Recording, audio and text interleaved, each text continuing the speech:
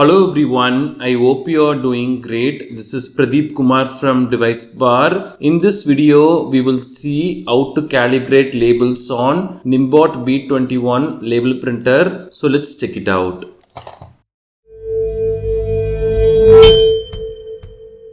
The user interface of the NIIMBOT app might change in the future. If the options appear different when you are watching this, please let us know in the comments. We will share the updated steps for this. We usually need to calibrate the printer after changing to a different label type such as transparent, black or another label size, or if the printer starts detecting labels incorrectly. So we will see how to fix this now. We can keep our printer ready with the labels inside. Then we have to open the NIIMBOT mobile app. Make sure the device is connected here. Then we have to select the model name.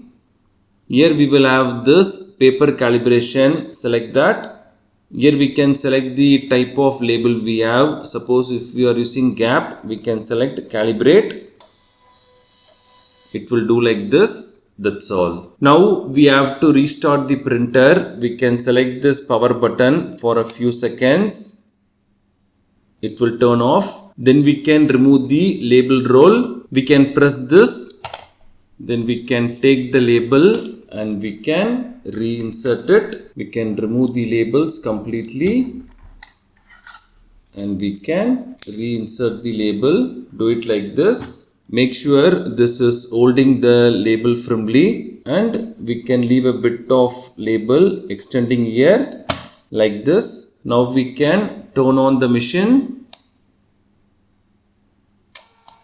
It will automatically detect the label type and align the paper. We can open the app now and we can see the correct label type here. Now we can do a test print before we do any bulk printing. We can create a new label or use any old template. And most importantly, we have to check the preview for this.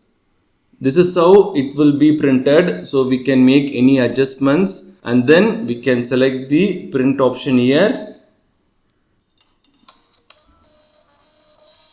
That's all.